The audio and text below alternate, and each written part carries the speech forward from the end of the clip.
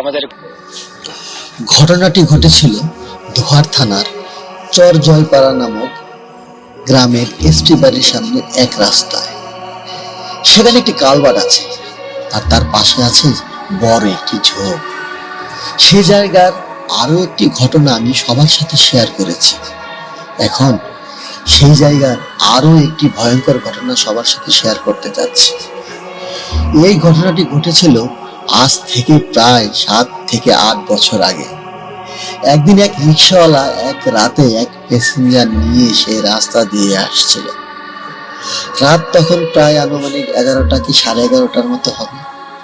আমরা জানি গ্রামে 9টা থেকে 10টার দিকে প্রায় বেশিরভাগ মানুষ ঘুমিয়ে পড়ে, তাই সেই সময়টা সেখানে একেবারেই জনমানবহীন ছিল।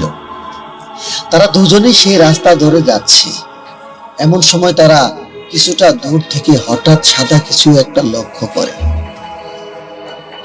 তারা যখন সেই কালভার্টের কাছাকাছি জায়গায় যায় তখন তারা দেখতে পায় কালভার্টের উপরে সাদা কাপড় পরা একটি লাশ শুয়ে আছে।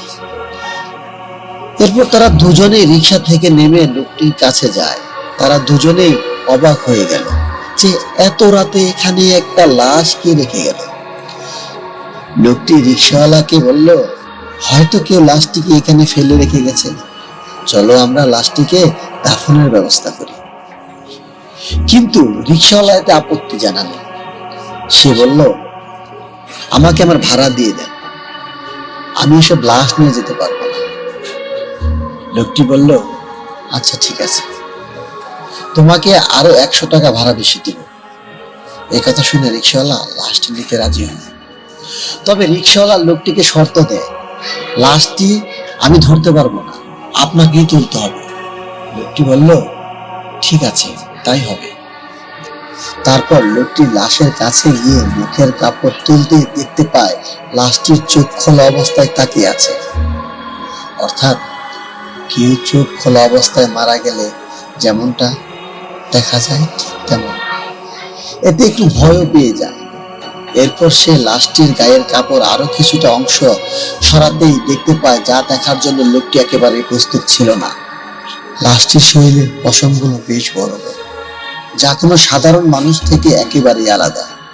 অর্থাৎ পশমগুলো ছিল একেবারে ভেড়ার মতো। এটা দেখে লোকটি চিৎকার দিয়ে অজ্ঞান হয়ে যায়, আর সেই রিক্সাওয়ালা এক চিৎকার দিয়ে সেখান থেকে দৌড়ে চলে যায়, এক বাড়ির সামনে গিয়ে পড়ে যায়। তার চিৎকার শুনে বাড়ি থেকে লোকজন বের হয়। তখন বলে, কি হয়েছে? তখন সব ঘটনা খুলে বলল। তার কথা শুনে গ্রামের সব লোকজন সেই কালভার্টের কাছে গেল। অনেক খোঁজাখুঁজির পরেও সেই লাশটিকে খুঁজে পাওয়া যায়নি এবং সেই লোকটিকেও না। পরদিন সকালবেলা সেই কালভার্টের নিচে সেই লোকটির লাশ পাওয়া যায়, কাদায় অর্ধেক গাড়া অবস্থায়। আমার এই ঘটনাটি যদি আপনাদের ভালো লেগে থাকে তাহলে অবশ্যই একটি লাইক করবেন, কমেন্টস করে জানাবেন। আরো এরকম ভয়ঙ্কর সত্য ঘটনা পেতে আমার চ্যানেলটি সাবস্ক্রাইব করে রাখবেন। সবাইকে ধন্যবাদ।